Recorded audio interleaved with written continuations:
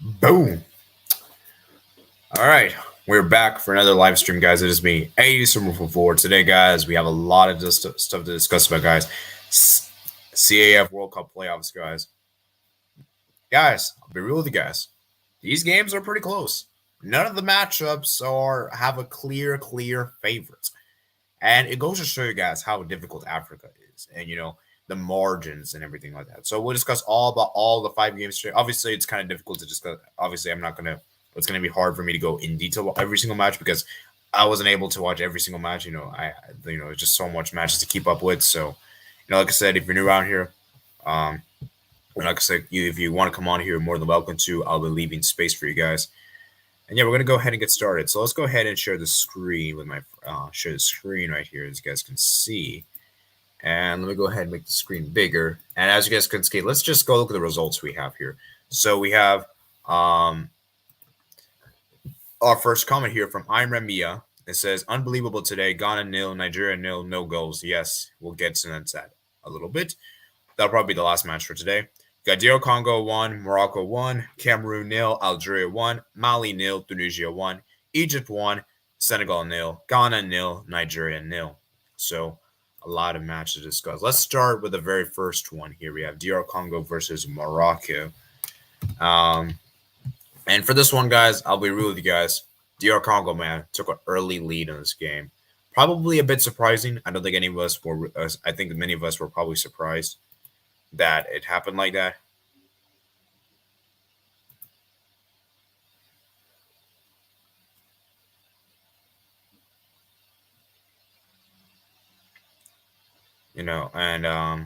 Yeah, let's go ahead and see. So as I said, guys, very, very interesting. May I join? Yes, I can send you the link. I'll send you the link.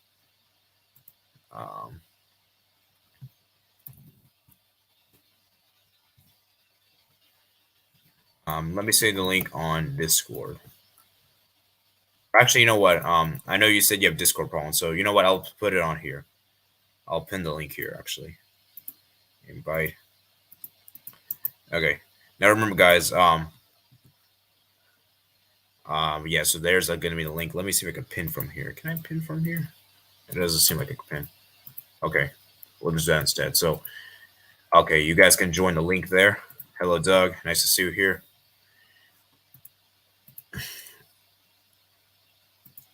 I say second leg to qualify Egypt, Morocco, Cameroon, or maybe Algeria, Tunisia, Nigeria. All right. Okay, so like I said, for the Morocco, man, Vahid, man, why did you play 5 at the back, man? Why? Just why, man? And I just don't understand, man, this coach, man, because I feel like this Morocco team is so good, so talented. And when you're playing 5 at the back, it just is a recipe for disaster, and there's no reason to fear DR Congo.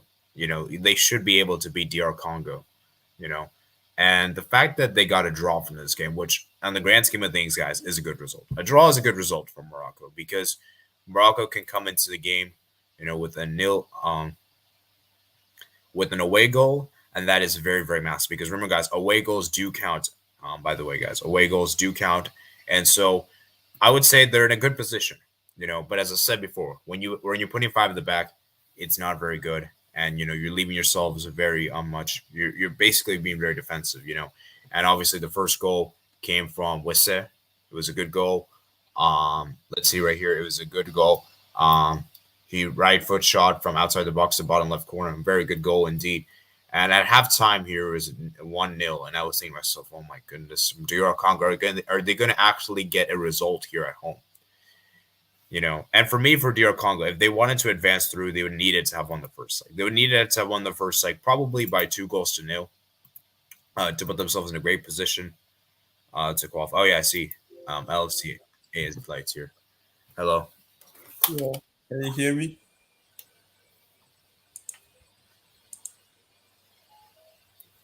Can you hear? Yeah, I can hear it now.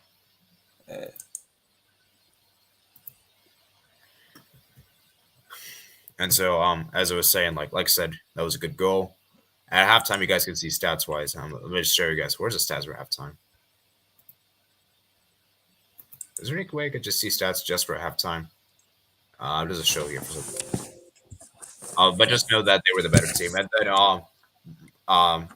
Man missed a penalty, very bad penalty. He skied it, and yeah, I'm just wondering what gave him the penalty. Okay, we got another guest here as well. Hello, Sebastian. Hello. Hey, Sebastian. Hello. Do you think your Congo could actually go through? I actually think this, even though we don't place, just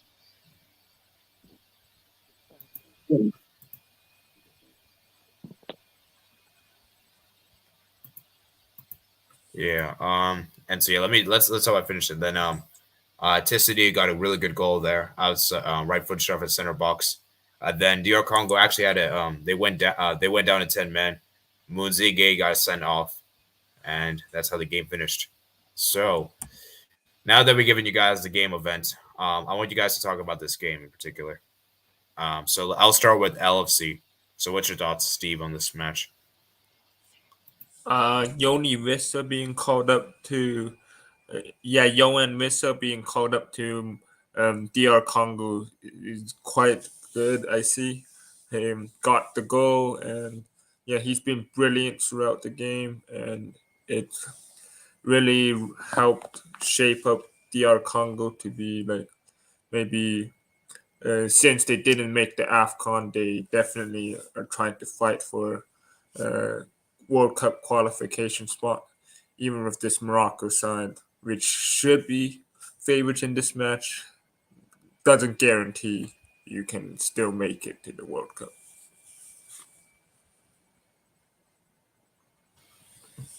Yeah, I definitely agree indeed. Like I said before, I think for DR Congo, this was a good effort, a good valiant effort. And I do agree that they are trying to go for the World Cup because you know what's interesting, right? The thing about Africa is that you could do so well in the AFCON, but do terrible in the World Cup. Like you know those Egypt teams, like the Egypt team that won three-peat in the AFCON, right? They won all three AFCONs back to back. None of those Egypt teams made a World Cup. You know, it's crazy. So yeah. So Sebastian, yeah.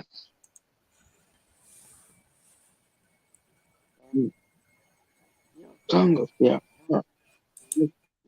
I expect Morocco.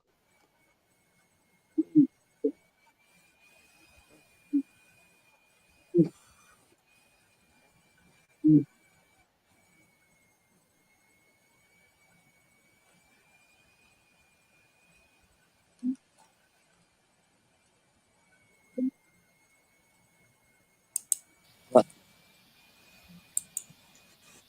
um, Morocco still will go.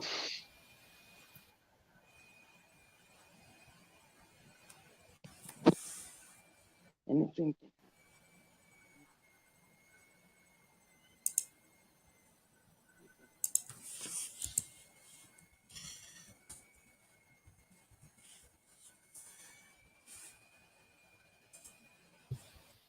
Sebastian, could you repeat that again? I couldn't really properly hear you. Yeah, I could barely hear that. Oh yeah. Morocco, they should have won. They put it team they have, like Amrabat, Munir, and or what's he on the bench? I don't know, but um, who was the goalkeeper? Was it Booner? Yeah, he wasn't that great. Um, Morocco should have won it with the quality they had.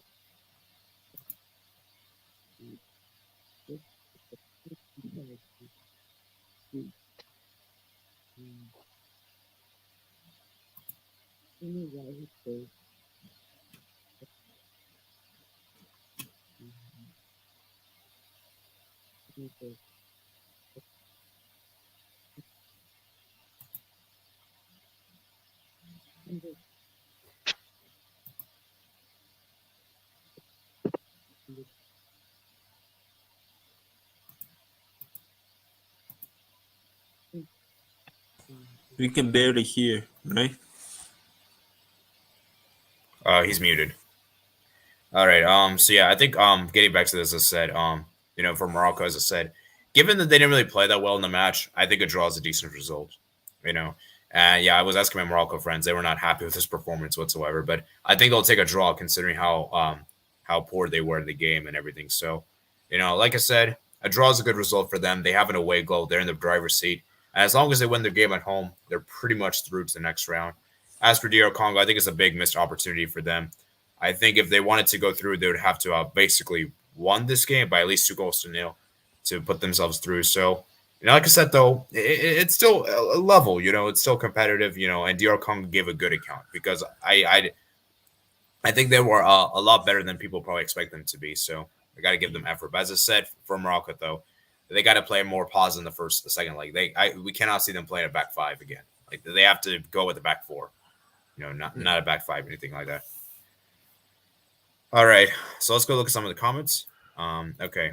None of the matches are over because in the second leg, all the teams that need a goal will go out, as going to the World Cup will be a huge honor.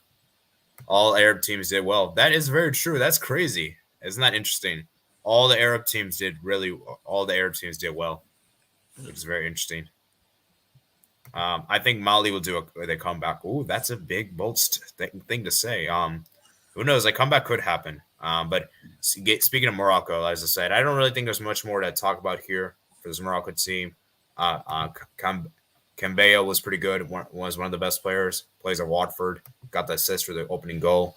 Wissa, let's see where team he plays for. He plays for Brentford. And so, yeah, they got some decent players, man. This DR Congo team did relatively well, man. So, yeah, like I said, guys, I think we should move on to the next match. I don't think there's anything else to speak about here for this one. So let's move on. And I'll put timestamps below, by the way, guys, for your reference. So let me see. I think that was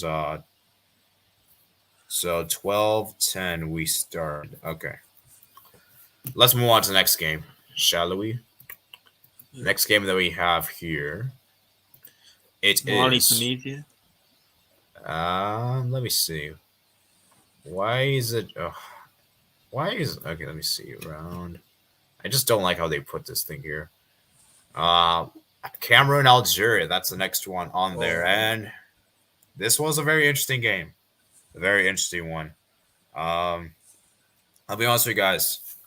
I think Cameroon I was more impressed with Cameroon did in the game than Algeria. Yeah. But Algeria did get the goal, which was kind of against the run of play. Islam Salemi got the goal there. It was a good. From Lyon. Let's see. Is he at Lyon or? He plays at what's the team name? Doesn't even say here. He plays. I don't think it's Lyon. Let's see. I don't know, some team in France, maybe. Yeah, it's like a French team, I'm pretty sure. Okay, he plays a Sporting, actually. Sporting CP, actually. Oh, yeah, he moved from Lyon to there. Yeah. Oh, that makes sense. But yeah, as I said, I think for me, Algeria, that was a good goal. It was a great set piece, great header, and it was a great assist from Balali, man. And from Cameroon, man, they gave it a really good effort, I think, for me. But the thing about Cameroon is just they couldn't score. Algeria's defense looked really solid on that day. And that's interesting because, Cameroon, Algeria, we saw how bad they were defensively in the AFCON, but it seems like their defense actually looked good. Missing players, but still they did relatively well, but yeah. Yeah, and as far as you guys can see stats-wise, Cameroon did create the more opportunities, but at the end of the day, guys, what's the most important thing in football is that you score the goals, and they didn't score any goals at home, and it's a big time. You and I take think your chances, basically. Yeah.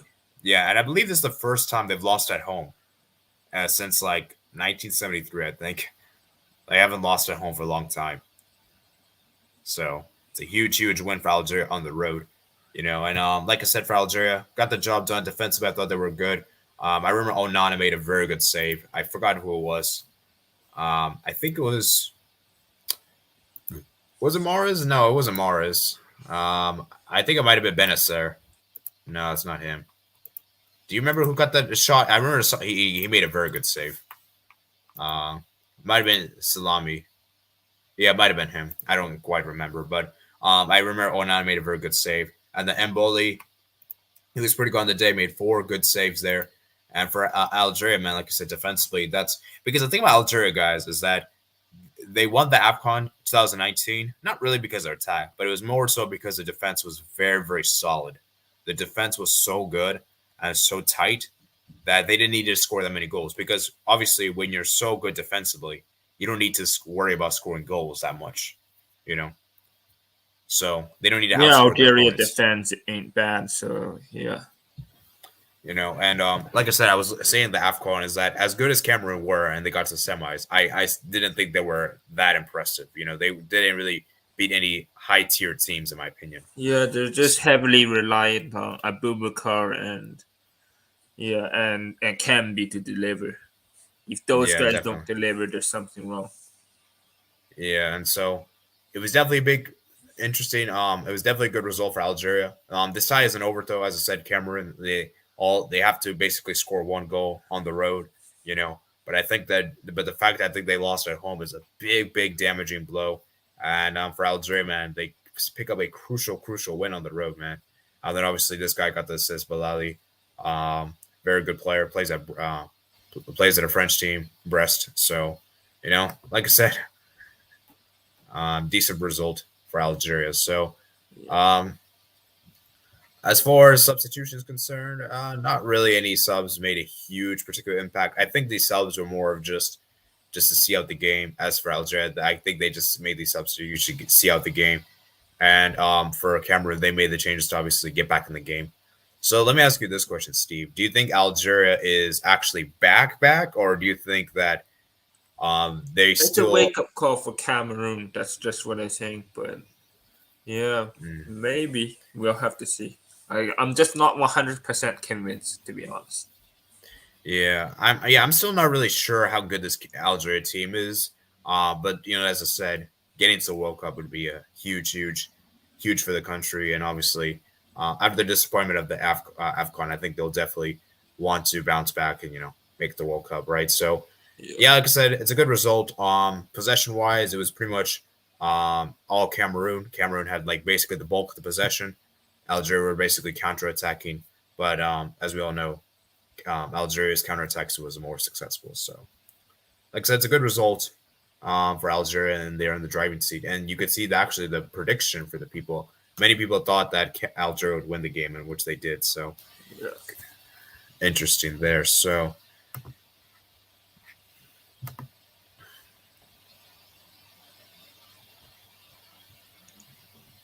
yeah.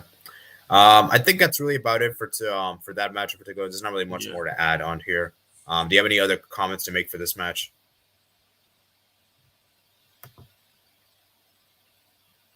Not really.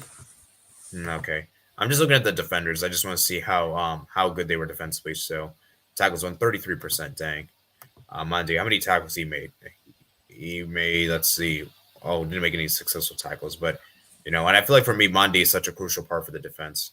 Yeah, and I think he's a very important player. So, yeah, as I said though, I was a bit surprised though Algeria didn't call up Ben Rama. That was a bit surprising. Yeah, is it mainly the players for Cameroon are injured, like the Nguesa and I don't know. Nguesa, yeah, he's out for a few weeks. Yeah. And also Nagamalu. I don't even know where he is, but yeah, I think he's injured. So yeah, you may not have made the roster. Yeah. So yeah, man. As for Cameroon, their best player was a guy that plays at Seattle Sounders, Nil Nigeria, 24 years old. And that's actually pretty interesting. They got Goyd, who was actually pretty decent. Got 2 shots. Yeah, for Cameroon, as you said, Steve, I think you're kind of right in the sense that if Abubakar and Kambi don't deliver, this Cameroon team is kind of meh. And I think we saw that in the AFCON is that when the 2 don't deliver, the rest of the other team doesn't really step like Choupo-Moting, and then that kind of thing. So, yeah, very, very big disappointment for Cameroon. And, they didn't even get it. I don't know if you know this, Steve. I forgot to mention this. I think I said this earlier in my preview that Cameroon did just get a new coach ahead of the playoffs. Like, they sacked their old coach. Yeah. It's a new coach, still maybe not settling in with the system, trying to experiment kind of thing. Yeah, I think that might have been a big mistake, and like my thing is like, why would you like, at this point, if you're in the playoffs, you should probably just stick with the coach, right? Keep continuity, unless the team is a complete disarray, then I can understand. But, like Cameroon, they did fine, and I guess it shows how maybe their short-term thinking actually didn't pay off in the evident, or maybe they were trying to like this thing called like manager bounce, because for me, Cameroon did well in the AFCON. Maybe they were disappointed they didn't maybe the fact they didn't win the AFCON was the reason why he got sacked. Which, if that's the case, that's a bit harsh. Probably that's a bit harsh. They were hosts as well. So yeah, that might be the reason why. Like that's kind of dumb in my opinion. Like, come on, So, but anyways, I think we should move on to the next match. So the next match, guys. Next match, indeed. So, next match we have here. Mali, Tunisia. Yes, that match. That is the match we have to discuss about. And wow, Mali, man. I was disappointed with Mali. Even though I didn't predict them to advance through, but still, I was disappointed with them. I thought they would put in a much better showing. And at least, like get a result at home. And, obviously, Seske was one of the worst players. He gave away the ball in a bad area. And then he even got a red card as well. I mean, it was just one of the worst games. And for Mali, man, like I said, they're a disappointing team. As for Tunisia, as I said, and it's interesting that, wow, I didn't even know this. Wow. This is crazy. Wabi Kazri didn't even play this game. Yeah, I realized that when I saw the lineup. Wow, he's not even on the bench. Yeah. Wow, that's interesting. Is he like? I thought he was in the roster. I'm pretty sure. And Tunisia still get the job done, but still. Yeah. Wow. Yeah. And it's very interesting there. Like I said, I was definitely it was a very weird match because they won by an own goal, right? And it's such a weird way to say. And because I'll be real with you guys, I think Mali, for me, players to players, I think they might have the better players. Like I'm looking at Haidara, and Mali Suma. Defender got a red card, Sissoko, right? Yeah. Yeah, definitely. And Decore, Basuma, Ibrahim Kone, Decore called up. Yeah, I think he this was a good thing for them. And you gotta look at players on the bench like Adama Traore. I think that guy plays at Sheffield. Yeah, not Sheffield. Sorry, I think what's the team? Sheriff Tiraspol. Sheriff. Yes, Sheriff. I mean Sheriff. Sorry, not Sheffield.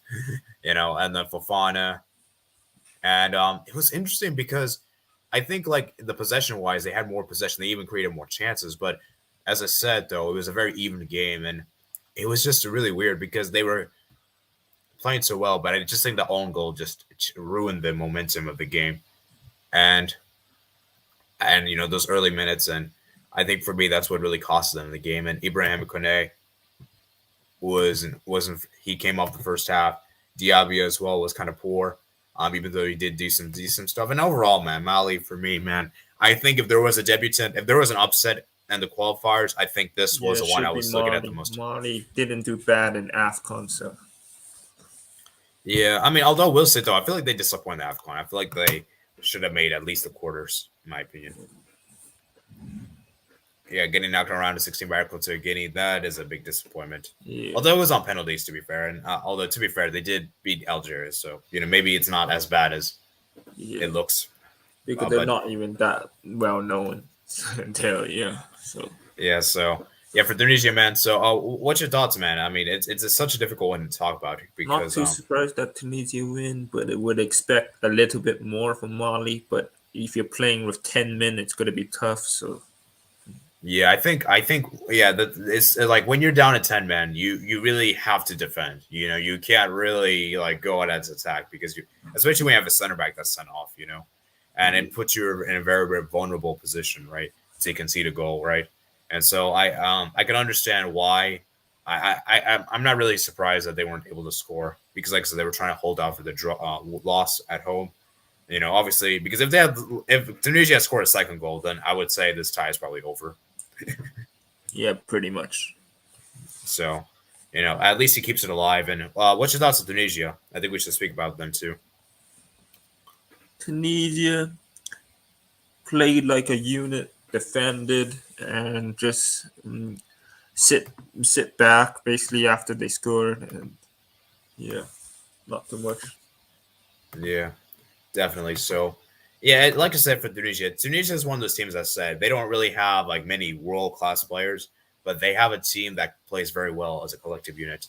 And I think if you're looking just as teams that play really well, Tunisia is one of those teams that play so well as a unit. Because at the end of the day, it's about playing well as a team. It's not about having the players. You can have all the best players in the world, but if you have a terrible chemistry, if you have terrible cohesion, terrible game plan, everything, it won't matter. And that's the thing is that it's just because you have better players doesn't necessarily mean you're favorites to win. Yeah. Obviously it gives you more likelihood, but doesn't necessarily mean you're going to win 100% of the time. And so, I think, like I said, for Tunisia, man, they have a really good team, man. And like I said, I'm very surprised they got the job done away from home in Mali. I thought I knew this would be very low scoring. I knew there wouldn't be a lot of goals in this, and Yeah, most of Africa always low scoring. yeah, definitely. And like I said, and that's the thing that it's competitive, because a lot of goals. I mean, I know entertainment wise, I know it's not that exciting, but if you look at it this way, if you see a lot of goals, I mean, it's like it's not very like competitive. You could argue, right? Yeah. And Yeah, it it's just shows. competitive. That means the teams do good defensively, and Yeah, the teams are. I feel like Africa is more well-rounded than Europe. Europe yeah, is it's more obviously not. physical for sure. Yeah, it's Europe. If Africa is definitely more. There's not like a clear like you can see in the because this is the final stage of qualifiers, right? There shouldn't be Yeah, a lot only of goals. 5 These teams games. can qualify. So Yeah, so yeah, very interesting there. So like I said, crazy result for Tunisia and for Mali, as I said, they're still in this. Like I said, but for Mali, I think if they really want to go out there and make it, I think they need to score the first goal and the second leg. Otherwise, I think if Tunisia scores the first goal, it could just be very tough for yeah, Mali. pretty much over. Um, Mali can I mean, score one, but if Mali like scored, then it's pretty much more like rescind the match. yeah, definitely. And like I said, though, we'll see what happens. We'll see what happens. And yeah, like I said, though, I would love to see Mali at the World Cup, guys. I'd love to see some debutants. It's nice to see some Yeah. debutants because I believe this World Cup, guys.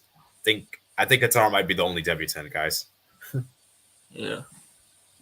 So yeah, we'll see though. Obviously, moving on to the next game we have here. It is Egypt 1, Senegal 0, and wow, this was a Own big goal surprise. again. Wow. Wow. Yeah, this was another surprise here. Own goals, man. Own goals, man. So I'll let you speak first about this one. Yeah, wow. Salah had the shot, I think, and it was Mendy who parried it onto the bar, and then the defender. Yes, in the off the defender into the net. Yeah, Mendy couldn't do nothing about it, but yeah, it's just definitely. Senegal were more composed, but Egypt were just very well defensively. That's why they could hold on to the lead.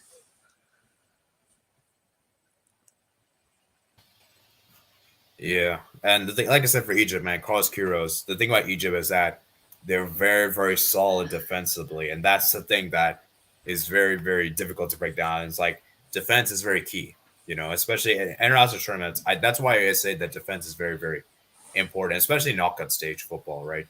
Because for me, defense is like very important. That if you can if you can just keep a clean sheet and just score one goal, it's obviously real tough to do because obviously it's very difficult to keep clean sheets all the time like that.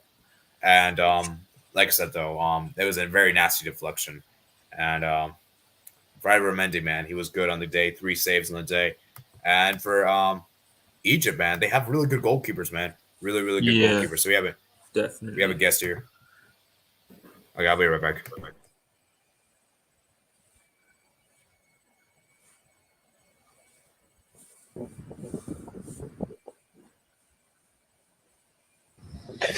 Hello, what's up? Yo, what's up? What the hell happened to my avatar? Oh damn. What did you say? Nah, let's see. He thought put an image real quick.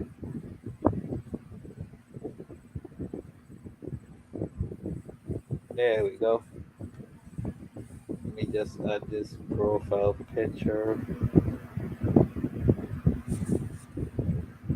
What's the profile picture? This is it.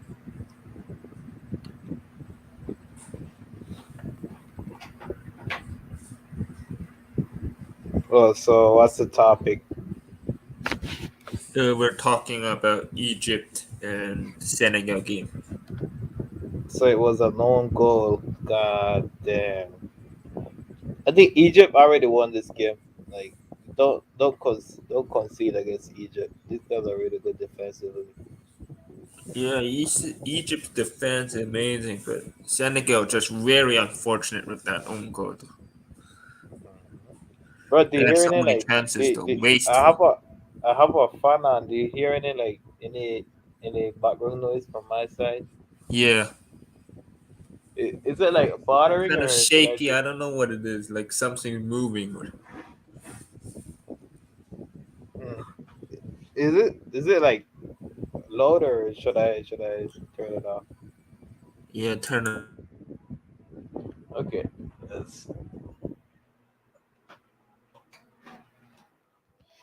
okay, got it. Yeah.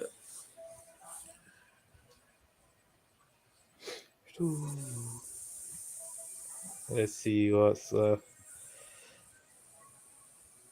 heard bro. A lot of these games are not being as exciting as I wanted it to be. Yeah, I know. Same. Africa Ghana. always low scoring. I find since I watched the AFCON, I find it always low scoring. Yeah, like 0-0 with Ghana, Nigeria. 0-0 Ghana, Nigeria. But I still think Nigeria should win. I still think they should win. Yeah, especially Austin back, Emmanuel Dennis back. But yeah.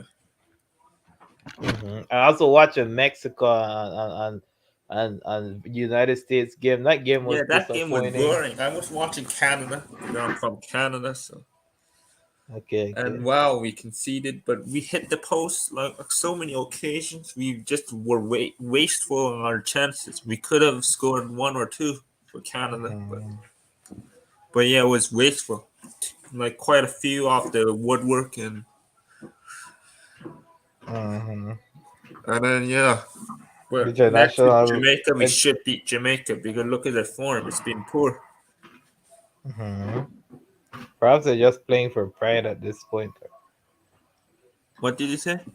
Are they playing for pride? Like are they close to qualifying? I'm not sure. Yeah, Canada needs a win. I think needed a win yesterday, but then dropped all 3 points. So I think we need just one win to qualify. I think Canada. Yeah, sorry about that, guys. I had to do something. So yeah, let's get back to talk about Egypt, the game. Yeah. So all right, let's go ahead. Yeah. So for this one in particular, as I said, I just feel like for me, when you score an early goal like that, I think it just changes. I think Egypt were just able to get, be defensively solid, and I think that's what they did. And they actually, they defensively solid and also want to hurt on the counter as well. Yeah, Senegal, on the other hand, you can see how they were trying to get through the game. And, like I said, for this one, I think Senegal can still do this. I think at home they can definitely score early goal. This could go to penalties, guys, because I feel like Egypt's going to be that kind of team that can be so difficult to break down, and it's not easy to score against. Yeah, it can go to penalties again, just like AFCON. Yeah, so, for Senegal, they tried everything they could. Mane was one of the best players. Got 2 shots in the day, 1 key pass. And like I said, for Senegal, man, as good as they are, but they just can't score a lot of goals, man. That's the thing about Senegal is they just don't have that mentality to score a lot of goals, in my opinion. Yeah. That's one of the big setbacks, in my opinion. Even though they have so many quality players, yeah. So, yeah. But it's not all about the quality players. It's about the delivery and precision on the final third as well. The final third has been poor. Yeah, defensively, they're also very solid as well. And so, like I said, for Egypt, they have the advantage. Let's see if they can keep it through the second leg. Definitely, I feel like second leg Egypt's going to play for that 0-0 draw, man. I really just have that feeling. Yeah. So, yeah. Let's see, man, for Senegal, man. Maybe there's a curse that if you win the AFCON, you may not qualify for the World Cup, maybe. Yeah. So, and this will be great revenge for Egypt. So, should we move on to discuss with the next game?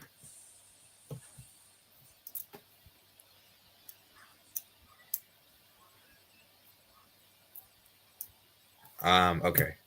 Kool-Aid, did you watch this game? Did you watch the Egypt Senegal game? I watched a bit of this game. I wasn't able to watch the whole thing because I had stuff to do, but I did watch some. I didn't watch it entire. I didn't watch the entire game, but yeah, it did not pique my interest as much.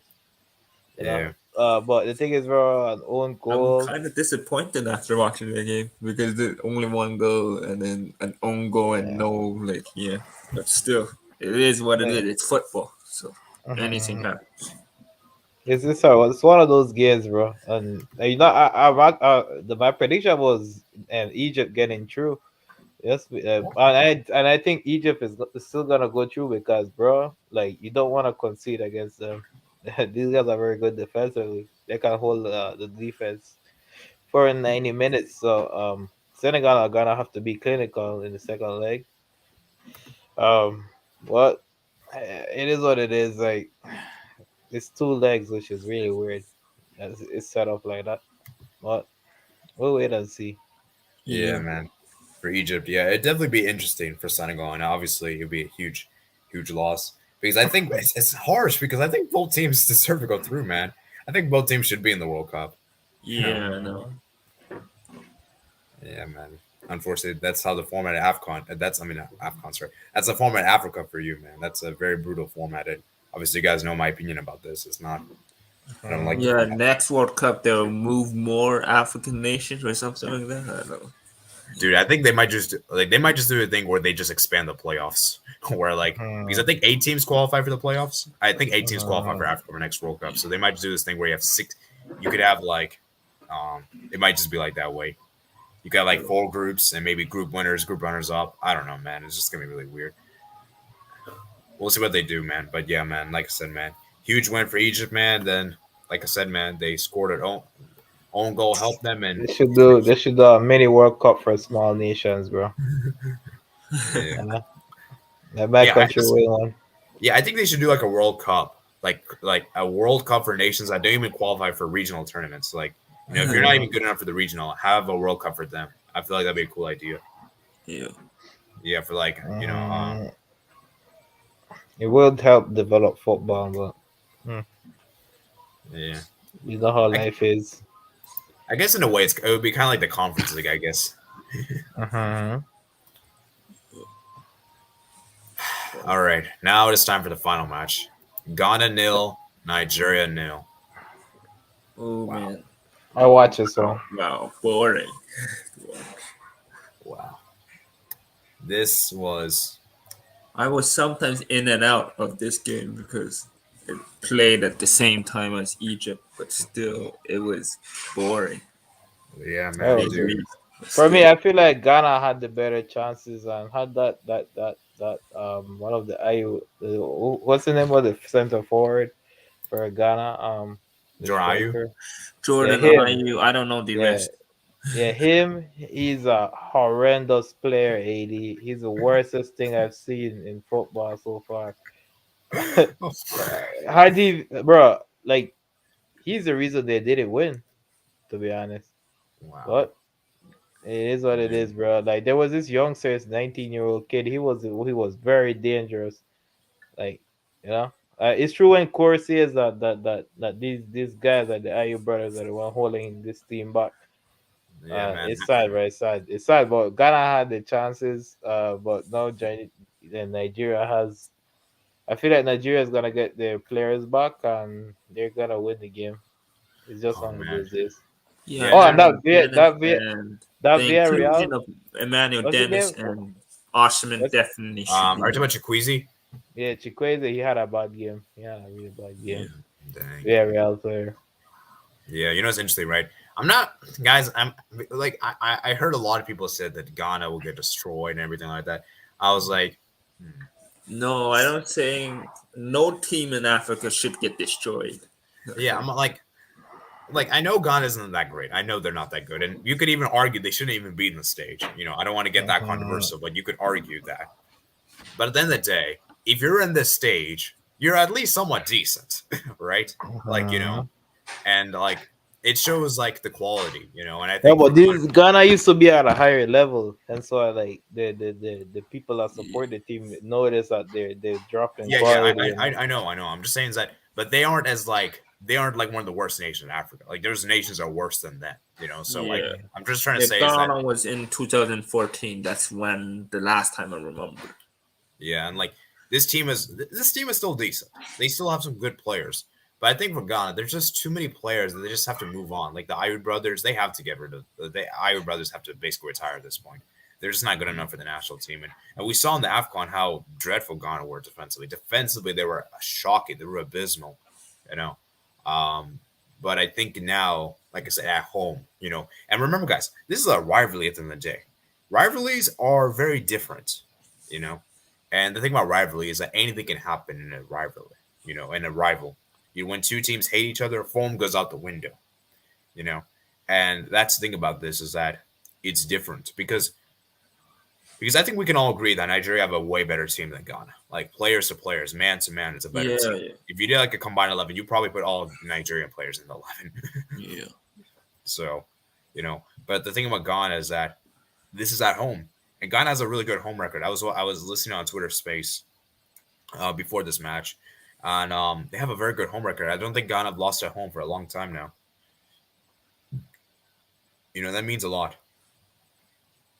And so, like I said, for Ghana in particular, like I said, they put out a good performance and they played really well, man. Played really well indeed. They even created more opportunities than Nigeria. They even had more possession than them. Yeah. And I think for Ghana in particular, this is a huge blow because I think had they had won this match, it would have been a lot of pressure on Nigeria. And I think for Nigeria, they're lucky to have not lost this game, in my opinion. Because Nigeria, in my opinion, were not very good. Very, very poor in the day. Osimhen didn't really do much in the game. He had some decent opportunities. As Kule said, Chukwueze was poor. The goalkeeper, man, Uzoya, made 2 saves. And how many saves did Wilcott made? He made 2 saves too. So, Seaman as well. I just think for Nigeria in particular, this is a huge wake-up call. And I think for Nigeria, this might be strange to say, but I think Nigeria is actually better off as underdogs than as favorites. If that makes any sense. When they're the underdogs, they actually tend to show up. Because I'll be real, coming into the AFCON, I did not think Nigeria would do that well. But guess what? They actually beat Egypt. They looked really good. Then everyone was saying they would win the AFCON. We all know what Tunisia did to them. So they're the version of Atletico You Madrid. expect more from them. I expected Senegal to win the AFCON. Not the hard way, but still. yeah, and I think for Nigeria is when they're the favorites, you oftentimes see them underperform, against Tunisia. Then let's see what else. And then this game, you could say, and then even the World Cup qualifiers. I mean, I don't know if you guys remember, they barely scraped through to the final round. Barely scraped through. They were very lucky to have made the final round in that kind of fashion. They just about got a draw in the final match day at home. Yeah. It's just wow for Nigeria, man. They have a good team. Don't get me wrong, but I just think that for me, Nigeria, I think the issues are with the federation, as I say, and it's kind of like the thing with Jamaica, as I said. Jamaica is a solid team; they have a very good team, but the federation, the coaches are so bad, And for Nigeria, I feel like it's almost kind of like similar roads in that I feel like the federation is holding its team back, Yeah. So for Nigeria, man, this is a big wake-up call, I think. And for Ghana, man, I think they got to be disappointed, man. I mean, not winning at home at a crucial game, second leg away, and Thomas Partey had a very good game. 7.7 match rating. Dang, he was amazing. Got 3 shots. Dang. Wow, this was incredible. And like I said, man, this is a huge disappointing result for Ghana here, man. So I have another guest on here. Hello, Mats. Hi. So let's talk about you can speak about the other matches later, but just talk about this one first. Ghana, Nigeria. I thought it was probably a fair result overall. I think both managers, this is the first time they've actually managed it. So or at least managed. Well, I mean, managed for the respective teams. So it wasn't going to be predictable in that sense.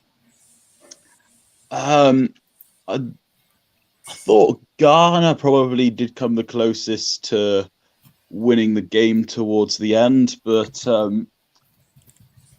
when you look at the result, it suits Ghana more. But when you look at the bigger picture, then Nigeria probably will leave more satisfied.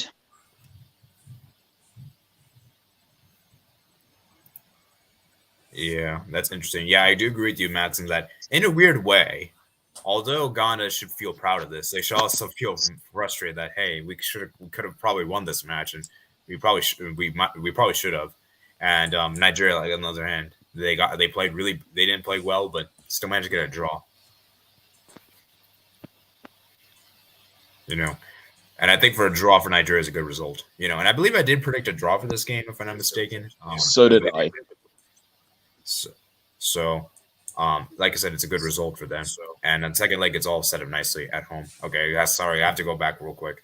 You guys can take it away and speak for me.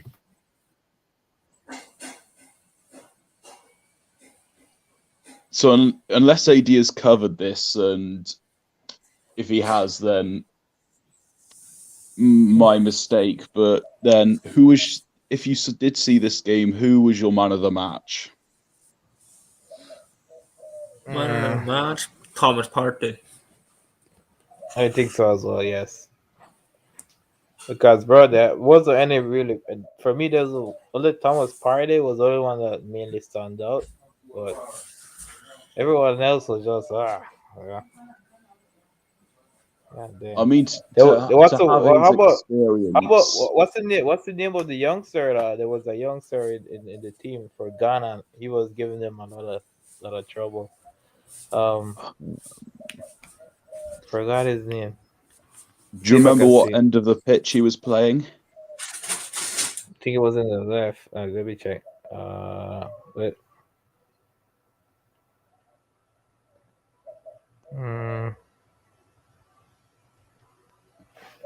Yeah. Well, yeah, bro. It was. I feel like Ghana should have done. Like I felt like that IU guy, he should have never played. He's holding it. He missed. Oh my god. Let's see.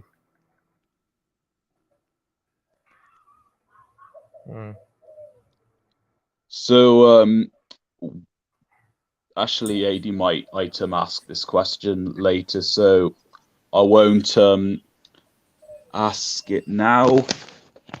But you guys gotta cover the Italy getting knocked out. That has to be the shock of the week, in my opinion. Oh yes, it certainly has to be. I mean, none of those North Macedonian players would get in the Italy team.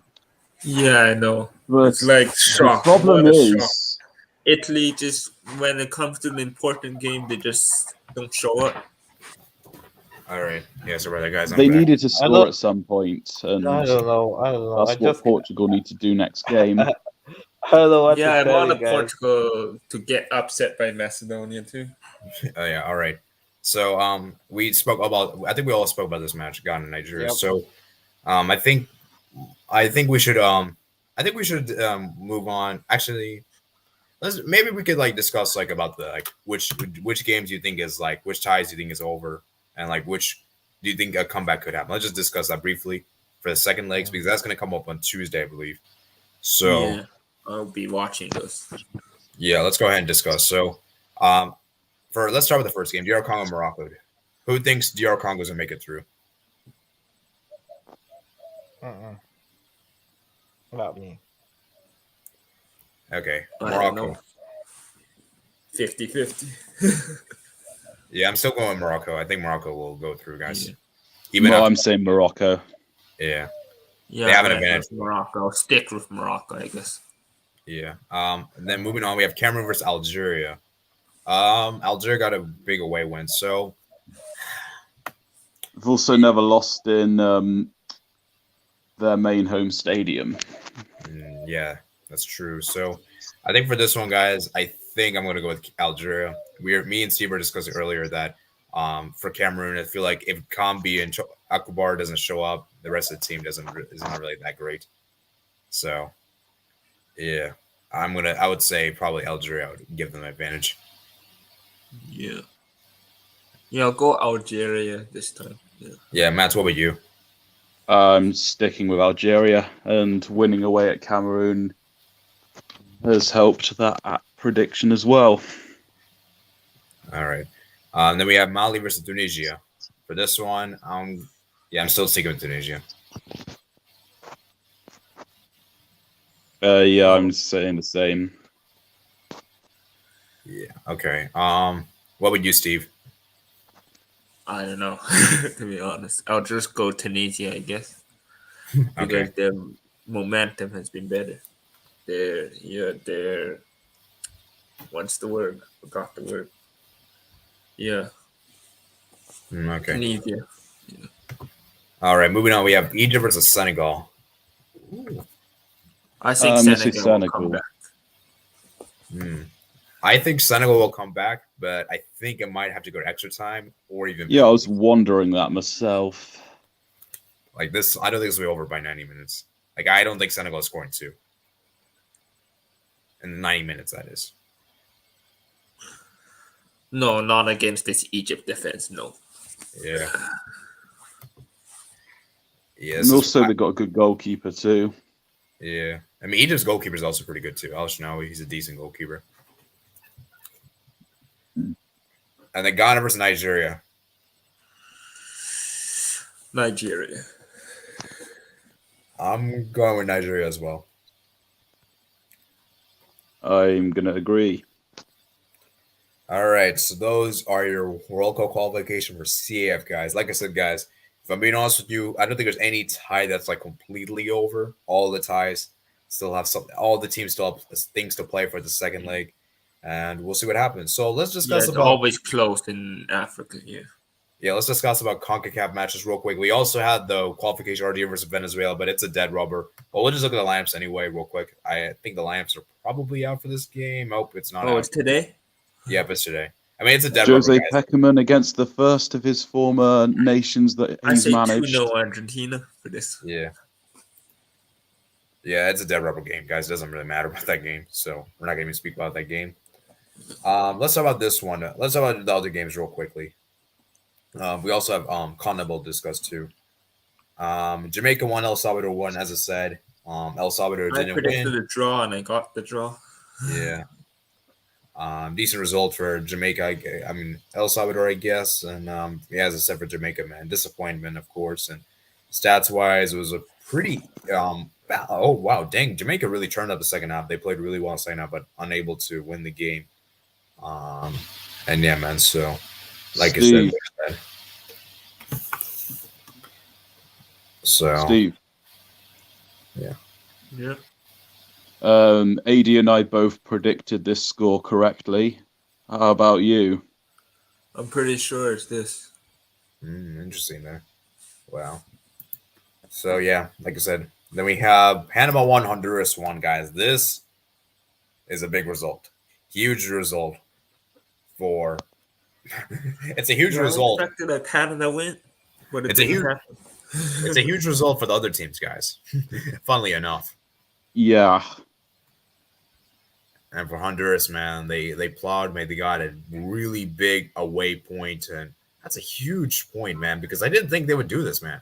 I really didn't think so, but it shows that even when teams are eliminated, teams they'll still play for pride. They'll still take it seriously.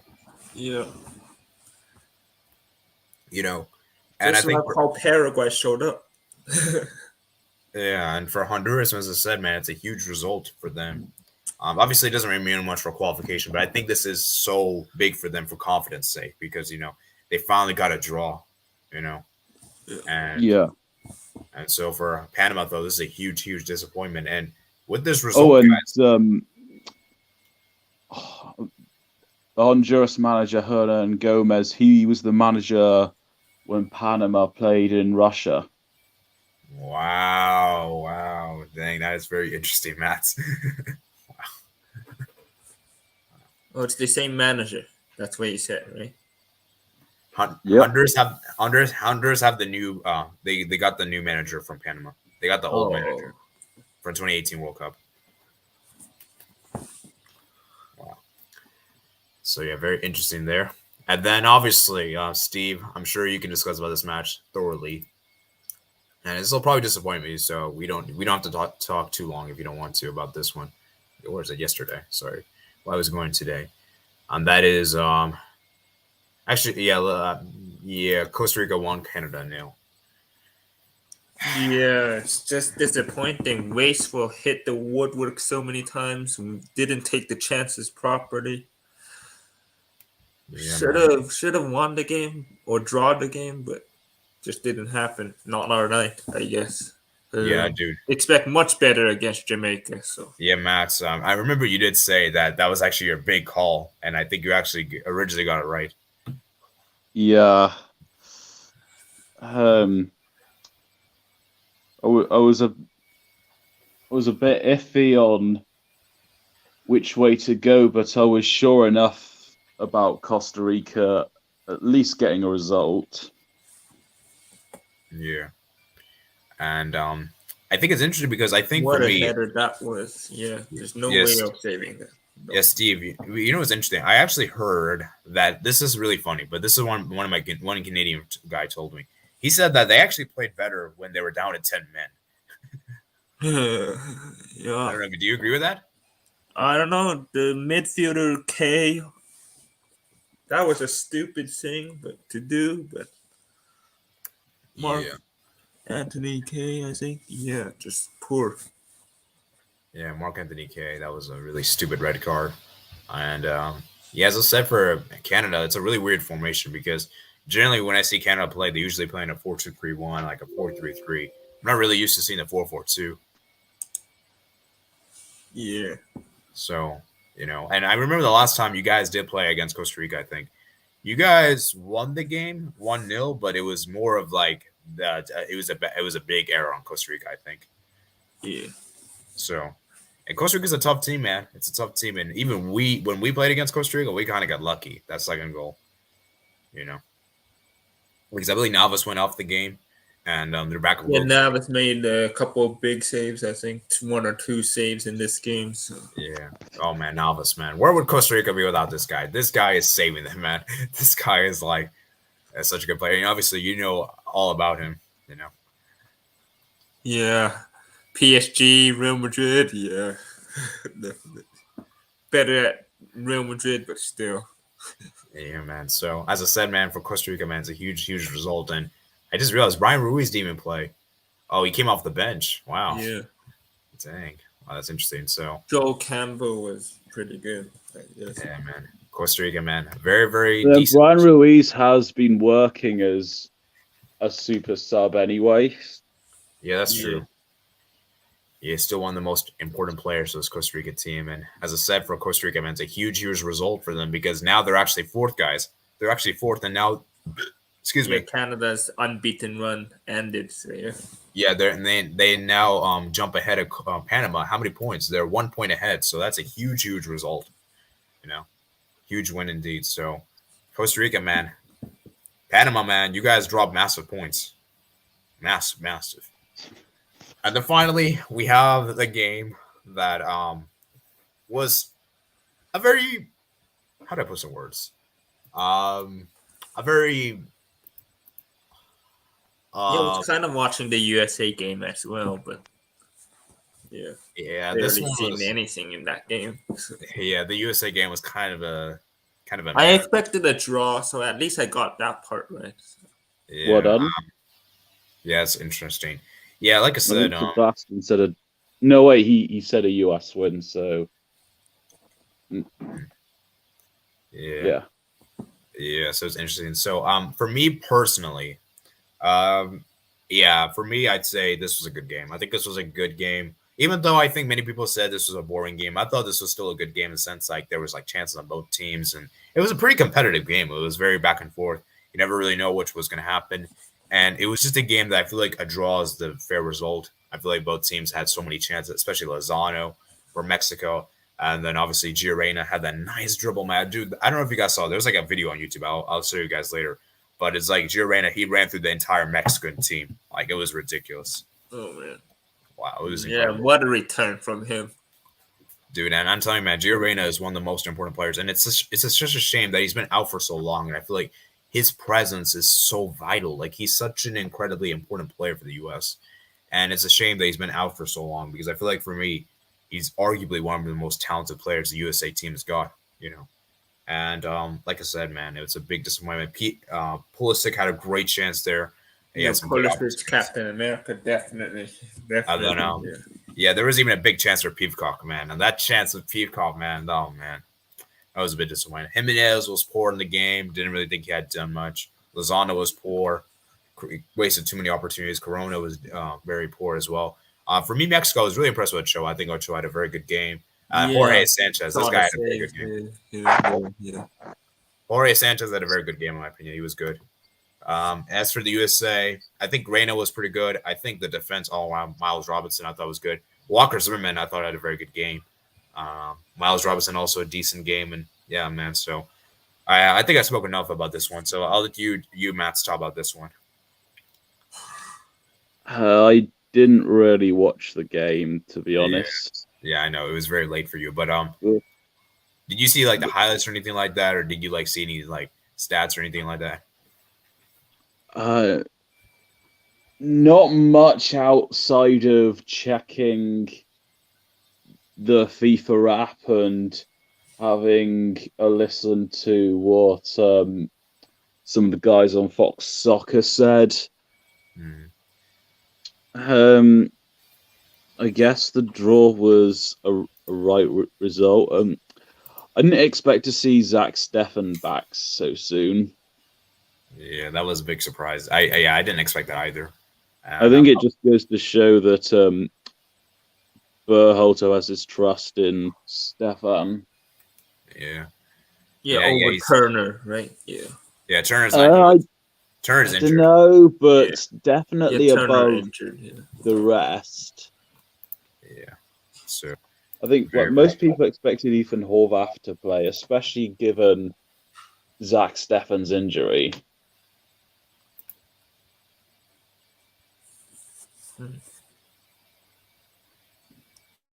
It's quite old, but doing still good because it's goalie. You don't have to do much. Yeah. So, like I said, it was good. Buffon's a great example of that too. Yeah, I know that. Yeah, like I said, there's that. So for the USA, man, it's a good result. Like I said, it's a bit weird because I feel like Berhalter, he played for the draw at the very last minute, and that was a bit frustrating. Actually, in a way, Mexico actually played better when the substitutions were made, which kind of made me annoyed. That's why I kind of hate is that it was almost as if, okay, we'll go for a draw. But I'm like, come on, really?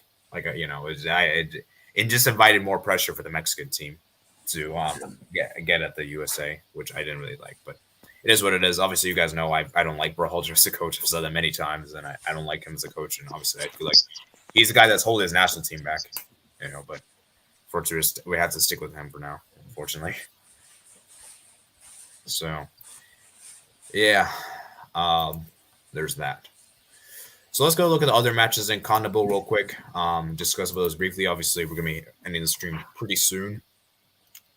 And then we got Brazil 4, Chile 0. Oh my god! Not a surprise at all, but I expected Chile to score at least one goal or something. But dude, Brazil, man. Dude, Brazil is ruthless, man. Brazil, they're so ruthless. I mean, Neymar penalty. I think Coutinho penalty. Vinicius Rafinha score in this game. No, Rafinha didn't score, but Vinicius, man, that was a nice 1-2, man. Nice 1-2 by Anthony and Vinicius. That was a great combination, man. And Brazil, man, they looked really solid, man. They looked really solid indeed. And Yeah, very good youngsters too. So yeah, Chile, man, they just looked all over the place defensively. And I never really had any doubt that Brazil would win this game. You yeah, know, Brazil is just Brazil. And for Chile, man, disappointment, man. And yeah, Brazil just looks so dominant, man. This Brazil team is looking so good. And Thought it was going to be 2-0, but Chile, you would be hanging in there. Yeah, man. And yeah, so many yellow cards are distributed in the game, as you guys can see here. Very, very interesting. But very ruthless from Brazil. So yeah. Yeah, so like I said, man, Brazil, huge 4-0 win. As for Chile, man, this is really dented their playoff chances because as you guys can see the table, they're now 7th. And Yeah, one of Chile or Colombia could miss out. yeah, I think both could actually miss out, which is very interesting. Got to win and hope Peru, lose, and Colombia don't win. And then as for Colombia, man, Colombia finally scored, guys. Finally scored. Oh my goodness, it's been ages since we've talked about a goal from Colombia. Luis Diaz at it again. Yes, man, Luis Diaz, man. Dude, this guy is Colombia's best forward, without a doubt. And yeah, man, in Colombia, man, they actually won this game, which I wasn't really. I never really had any doubts Colombia would win this game because this is Bolivia, guys. Bolivia on the road is just bad. I'm sorry to say, they're just bad. Was You're not wrong okay about that. Yeah. Yeah, dude. And Colombia, man, they looked really solid. But my thing about this is that they're showing up too late, man. This is too late, man. Indeed. And like, you know, it's just really tough for Colombia. And like I said, for Bolivia, man, disappointment as well. I think they're officially eliminated from this. And yeah, for Colombia, man, huge win. Stats wise, very dominant. 76% possession, 24% for Bolivia. And yeah, they got the job done. That's all that really matters. So, yeah, Miguel Borja Uribe scored a goal coming off the bench. And yeah, man, Luis Diaz, man, what a guy, what a player this guy is. He should be playing in a better national team, man. I'm sorry to say. He doesn't deserve to be on this national team, in my opinion. He's too good for this team, man. So, yeah, man, there's that. Oh, we'll move on to the next one. The next game we have is Paraguay 3, Ecuador 1. Yeah, I see what I mean. I said Paraguay show up. I did not expect this at all. I expected Ecuador to win this. Dude, Paraguay. You know what? That is also a good contender for surprise of the round. Yeah. As I said, man, Paraguay is difficult to play.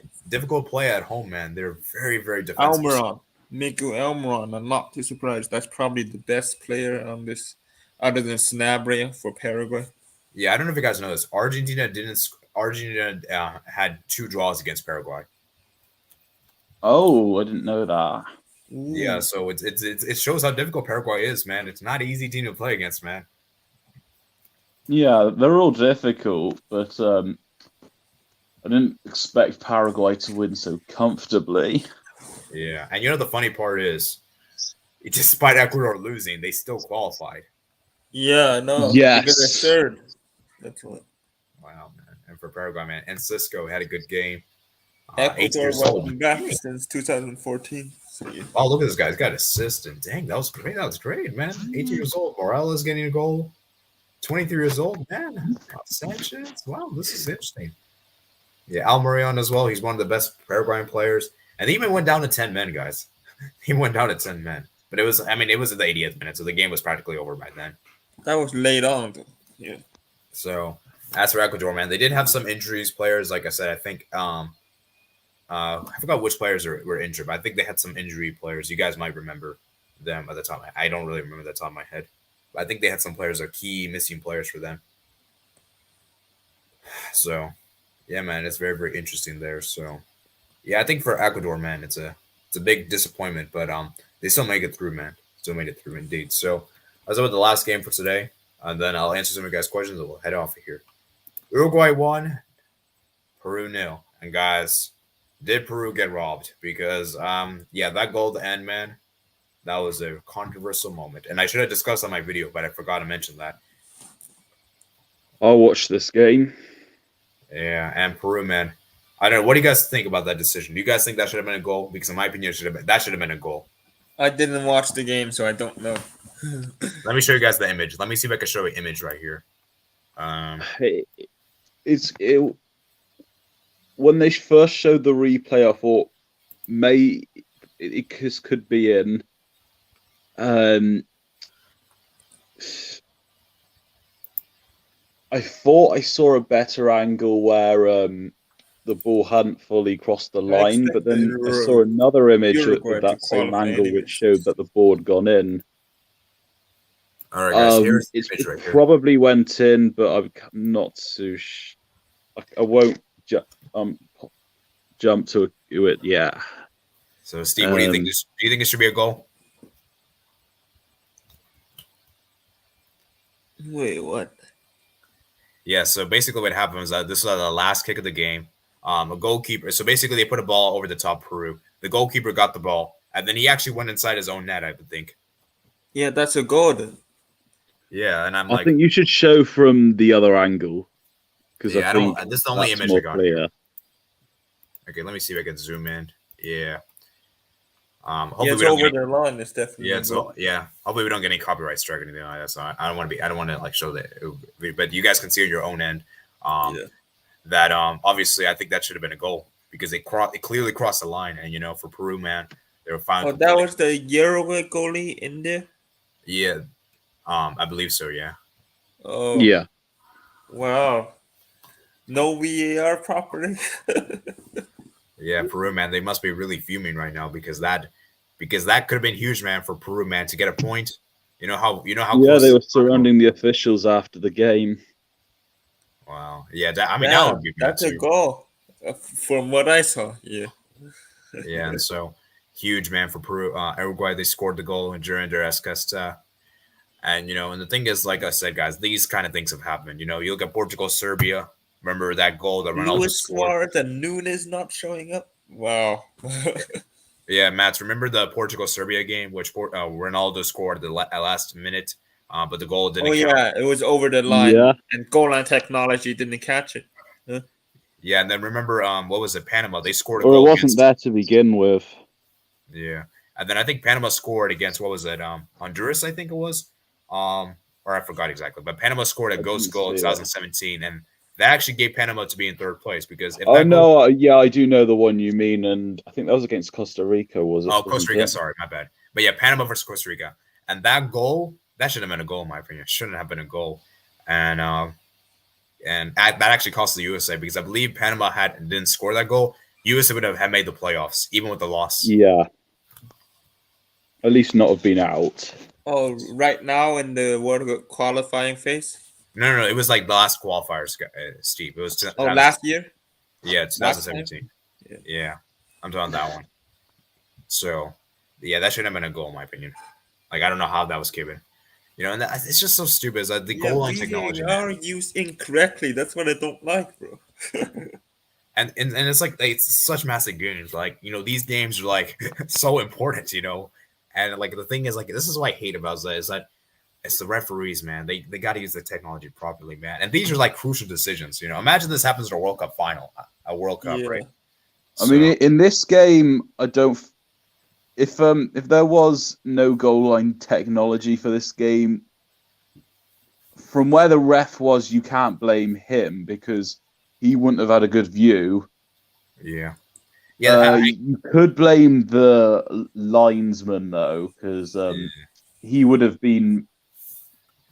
As well as hit the position he was in, he at least should have had.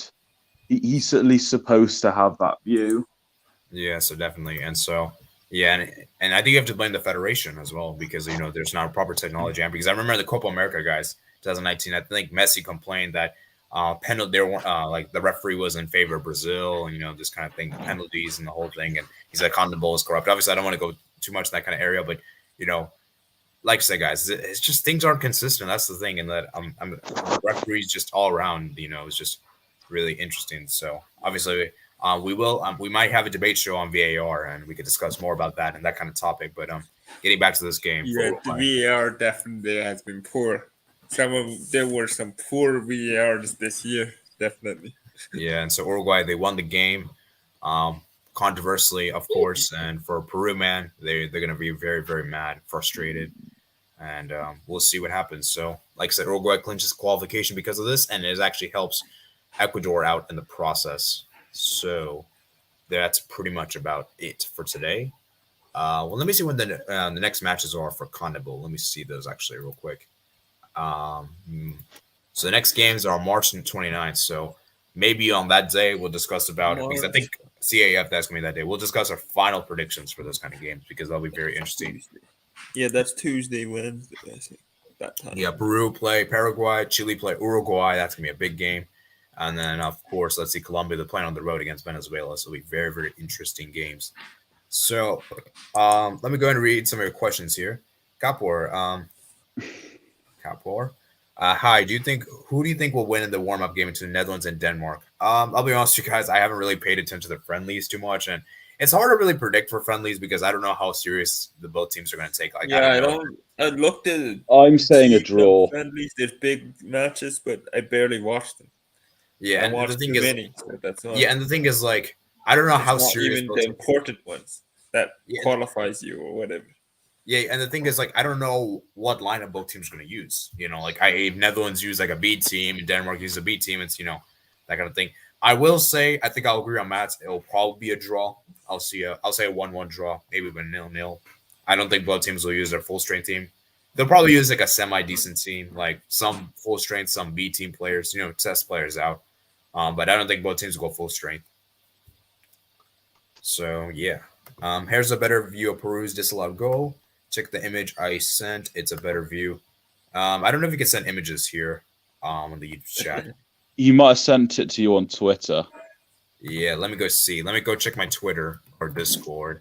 I'll check both of those things. Let me see. I think from the other angle is a more clear view. Yeah, so, okay, I'm checking my Twitter. I haven't received any direct messages, so. Oh, I actually did get a message. Let me see if it's regarding but it's just something different. Nightbot? What the? So. Nightbot. Okay. Oh, Twitter. Okay, there you go. So, yes, you can send me on Twitter. Let me see messages. Okay, message request. I got a message request. Okay, I'll accept.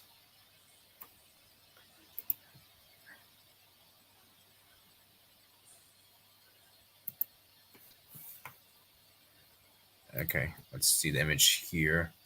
I want to be careful here because obviously I don't want to get any copyright strikes. So let's hope that nothing like that happens. Okay, here we go. So this is a better angle of it. Oh, yeah, that's definitely. Can you zoom in though? Okay. So Matt, you said you watched this match live. You said you watched this match live, right? Yes. Okay. They didn't show this angle at the time. Okay, yeah, that clearly crossed the line. I feel like that on that moment it doesn't cross the line, but then there's another camera shot from that angle where it shows the ball over the line. The goal is across behind the line, so. Yeah, see, the thing is, like, I think for the goal to count, the whole ball has to cross the line, I'm pretty sure, right? Yeah. And I don't think the whole ball's over the line in that image, but I think there's another one from that angle where the keeper has the ball over the line. Yeah, it's interesting because it's tough because this angle looks a lot more. It looks a lot more. It's not as concrete because of the image I saw earlier. That one is definitively, like, from that angle is definitively a goal. Here, it's not as quite obvious because as the line. It looks on the line. Slightly it's hard to say. Slightly over, maybe. Yeah. Yeah. So and Matt's in real time. Did they do any technology or anything like that, or did they just ignored it? I think the referee had his hand over his ear at the time because he wasn't sure. Whether there was, I don't know if there was VAR. Presumably there was, given where or he might have been talking to the linesman. I think the game did kind of continue. All right. And so it says right here, I believe after this image, he falls forward.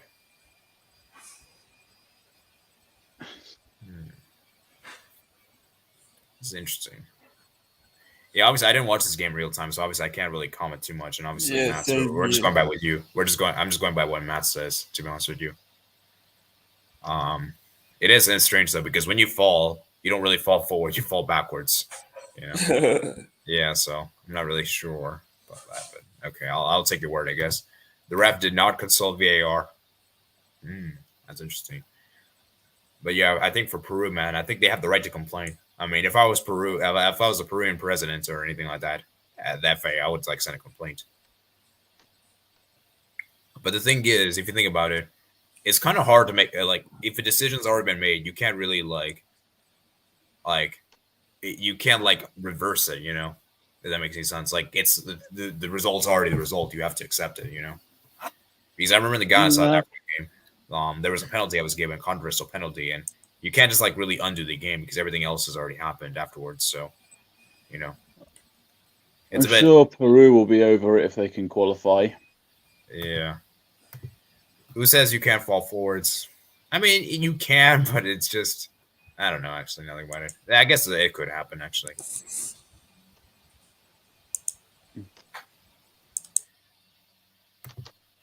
I'm sure if you find a picture on FIFA as the FIFA World Cup's Twitter where it has a qualification announcement, then you can see a picture of that angle, but the ball looks more over the line. Yeah. So, Matt, what do you think? Do you think it's a goal or not a goal? If I remember that correctly, but yeah. So, if you're the referee, would you have given it as a goal or not a goal?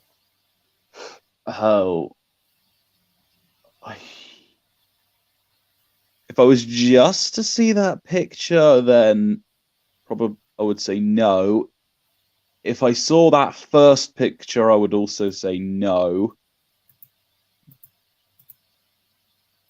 But that doesn't mean I would definitely say a no if I didn't see the other footage.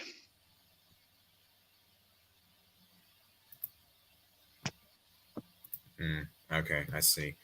Yeah, like I said, guys, it's difficult to say. Obviously, none of us are referees, so you know, obviously, we're not the most well educated on the rules. I presume, you know, but like at the end of the day, guys, it is what it is, and you know, no goal is the real decision. And like I said, guys, let's see if this happens to. Let's see if this costs Peru, man, because this would be a huge if Peru don't qualify because of that. Because like I said, that would be very disappointing indeed. So. I mean, if it is that Uruguay, if it is that Uruguay and Peru drew, but then Uruguay got a win afterwards, then it wouldn't influence the decision. It wouldn't influence whether Peru finish in the top four regarding that. Yeah. But maybe the results might be different where Peru might have got fourth if they'd drawn at Uruguay. Yeah, you know, because it's interesting, right? Because I'm looking at the goal difference for all three of these teams in the playoff. None of them have a positive goal difference. Isn't that kind of sad? Yeah. Doesn't Colombia have 0 though? Yeah. I mean, like I said, positive as in whole number, like you know, like 1, 2, or 3. You know, 0. I guess. I mean, 0. I guess you could say is positive. At least it's not minus. Yeah, I mean, I meant like the point is that they don't have like they've scored less. They've conceded more. They haven't been able to score more goals. Yeah, I get that. Yeah, so that's just a weirdness. But yeah, man. So like I said, it'll be interesting because, like I said, I think for that's gonna be difficult. It's gonna be difficult, man. That playoff battle is gonna be very interesting. So we'll see what happens, and obviously, all the matches will take place at the same time. So we'll have late drama, man. So it's gonna be a grandstand finish. Absolutely. Yeah. So let me ask you this question. So which team do you think will get that 5th place spot? I'm saying Peru. Peru. Yeah, I think I might go with Peru. I mean, let me see the games real quick for all 3 of the teams because that's already important to know. Yeah. Let me see what's their next matches. So Peru, they play against Paraguay. See, it's at home for Peru. They should win that game, but yeah, I think I'm going to say Peru should win. Yeah, I don't think it's going to be a landslide, but I think Peru will have enough. Yeah, then Chile, Uruguay. I just don't think Chile can. Well, but the thing is, like Uruguay, do you think those? I think the other 2 teams will get draws. That's fair enough. Yeah, that might just be enough for Peru, but for Chile, man, as I said, yeah, I don't know. Maybe Colombia win, but we'll see. Yeah, dude, it's gonna be very difficult to call, man, and all the games take place 7:30 p.m. Eastern time, so very interesting. Obviously, these 2 games, Brazil Argentina games are basically meaningless. They're basically dead. Yeah. So I've got Brazil winning 3-1, Ecuador 1, Argentina 1, another 1-1 draw between Chile and Uruguay. Same with Venezuela and Colombia, and what was the one I haven't? Peru versus Paraguay. I'm saying 2-1 Peru. Yeah. Actually, no, I'm saying Ecuador 0, Argentina 1. All right. Very, very interesting there. Obviously, I'll give you guys. I already did my predictions, but maybe I might do updated predictions for when we talk about on Tuesday. It's CF predictions, because we got to see the limes, man. We got to see the limes. The limes are very key. So, like I said, I think there's that. So I think we're gonna wrap up for today, guys. It was a good stream. Thank you guys for coming on here. Let me go read some of the final comments. I'm going to bet Suarez is going to end his international career off another fight.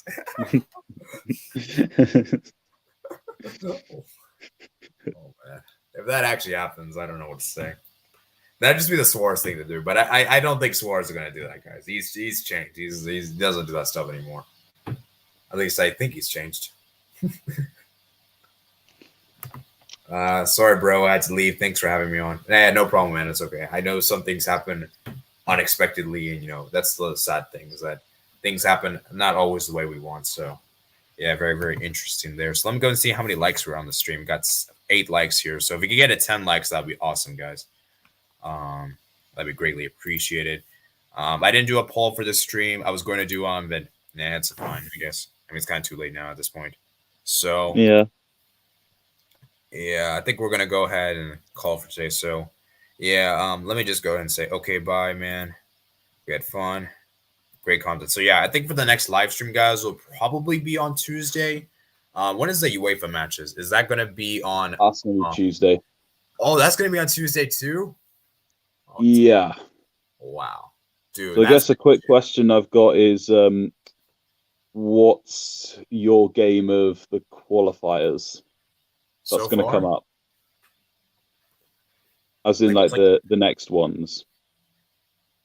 Like, oh, you mean like predicting the next couple of games? As in, which of these upcoming games are you most looking forward to? Oh, I see. I'm looking forward. Or like most anticipating. I want to see how Poland and Sweden go. I want to see how that game. That's going to be a great one. Yeah, that could be an interesting game. Zlatan versus Ibra. No, sorry. Let me rephrase that. Lewandowski versus Zlatan. Yes. Oh man, that's a big clash. It's a huge. That'd be a big one. They might leave Zlatan for like a late substitute. Yeah. I guess USA Panama, that could also be. Well, I mean, I'm kind of a little biased there, but yeah, that could also. I'm also kind of excited for that one. And, yeah. So yeah, I'm looking at the times, man. Yeah, you're right. Oh man, everything, dude. It's gonna be, dude. That Tuesday, man. It's gonna be jam packed, man. Too much, man. It's way too much on the same day. I wish they just did something on Monday. Just to make things easier on my part, but yeah, that Tuesday, man, is jam packed. Oh man, Tuesday we'll do a live stream for that day. Wednesday, I think that's it for Wednesday. Then Thursday we might do the playoff. We might talk about the games. Thursday we might have an open live stream here to discuss about the World Cup draw. The Friday we might do a World Cup draw reaction. We might do something like that. And I think that's gonna be about it for streams. So 3 streams, guys. 2 at least. I don't know if I'll be able to do one the next Thursday, but it just depends. I'll try to get one done. We'll do like it'll be like an open hangout where you guys can like share your dream draw at the top of the matchups, that kind of thing. It'll be kind of like an open thing for you guys. So we might do that on Thursday. It'll be fun.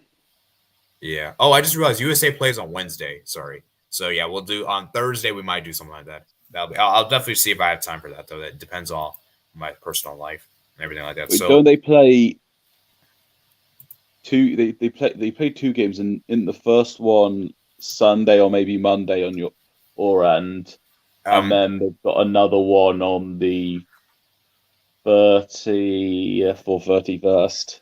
Yeah. So Matt's here. We play on Sunday, then on Wednesday. Okay. So. Yeah, that's going to be like that. So I think I'll be very interesting because, like I said, I think that'll be a great stream to do on Thursday. And as far as time, I'll probably do early in the day, maybe like around actually, I can't do early in the day because I got class later that day. So maybe around this time, like 5 p.m. my time, probably something like that. We'll see though. We'll see. All right, cool. Yeah, definitely. So yeah, like I said, guys, I think that's going to be about it for today, guys. Hope you guys enjoy the stream, guys. It was a lot of fun, guys. I'll try to put timestamps below. For you guys, I want to skip around. Of course, if you're watching the replay, comment down below your thoughts. Subscribe if you're new out here. Like this video if you did enjoy. Make sure you guys check out my plaza description below. And of course, make sure you guys check out Matt's channel, man. Matt's channel is growing really rapidly, guys. His channel is really doing well right now. I believe he's very close to 900 subs, I think, last time I checked. No, I passed that today, I think. Oh, wow. Wow, I didn't even notice. Let me go check right now, actually. Wow, that's very, very impressive. Let me see how many are you right now. Let's go look at that. Matt's, crap. Let me just see it from my thing here. Matt's, let me see. Where is it? Where is your last video? Let me go check. I tried to search up on YouTube and I couldn't find you, which is kind of annoying. Let me see. Where is it? Where is Matt's? I'm trying to find it right here. Yeah, I did see like the last time I think I checked, you were like 892. I think that was the last time I checked. Have you turned on the channel filter on the filters section? Yeah, maybe I should have done that. Okay, I found it. I found your channel, Matt's channel. You are at 903. Wow, 903. So that's very, very impressive there. And getting very close to that beautiful number, man. That beautiful number, 1,000, man. So, congrats, man. Congrats for reaching 900 subs, man. Haven't thought of what I might do for a 1,000 subscriber video. Yeah, definitely very, very nice. And of course, make sure you guys subscribe to this channel where we've just surpassed 650, which was my target for this month. And already at 600. We're already at 669, so that's pretty good. All right, so like I said, I think that's gonna be about it for today. Hope you guys did enjoy the content. Make sure you guys check out my platforms, description below, and I'll see you guys later. Peace. See you all next time. Peace out.